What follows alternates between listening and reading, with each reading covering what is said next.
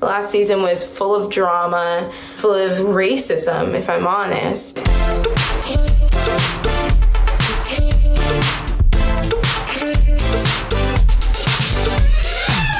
One of our asks was just for our next Bachelor to be a BIPOC lead, which it turned out to be. So was our next Bachelorette, and so was our upcoming Bachelorette. So we've made some progress there.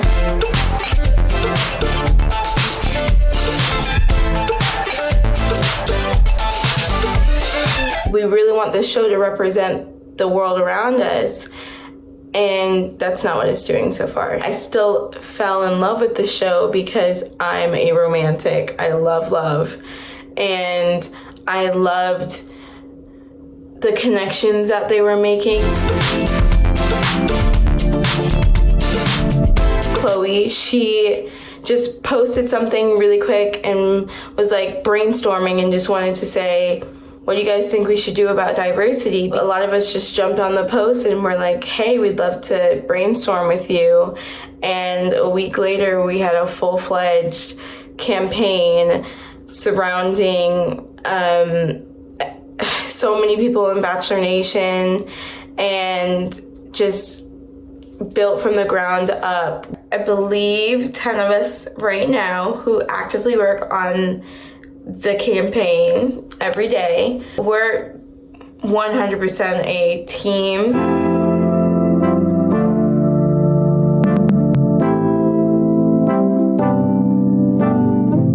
We really thought our goal was going to be 5,000 signs on our petition overall, and now we're almost at 200,000. Our petition is basically all of our asks and all of the areas we think that The Bachelor would get better in if they promoted them. Yes, putting more BIPOC people on the season was an improvement, but we're not doing the things that would further make the show just amazing and make the show a better environment for BIPOC people who go on. Another one of our asks was for them to have a mental health consultant for BIPOC members during the show and after, because it's extremely hard to be on that show when you are a person of color. The amount of hate and disgusting messages they get constantly is ridiculous, and we feel like they should be able to have someone who's there to help them and there to see them through. We also were looking for a diversity consultant, someone who could look at the show while it's taping and be like, okay, that seems a little bit insensitive, let's rewrite that.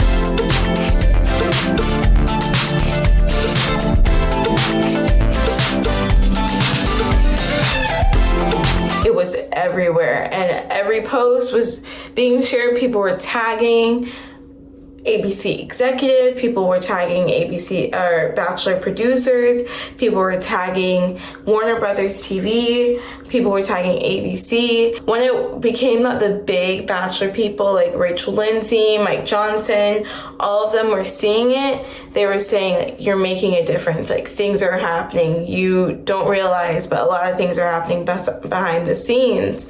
And I'm not sure who they were gonna pick for The Bachelor. I don't know if Matt wasn't their first choice. I don't know if he was their second choice, but the fact that they decided that, okay, this is not going to go over well if we don't pick a Black Bachelor, I think they really were seeing that we were not going to take anything less.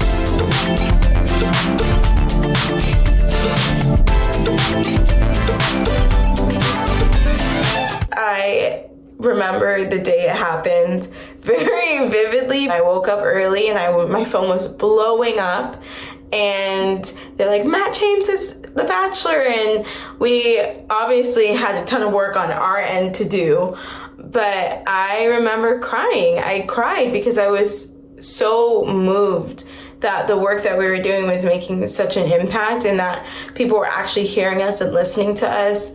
And I was so emotional that day. Matt, do you feel any pressure being the first Black man to be a bachelor at this point?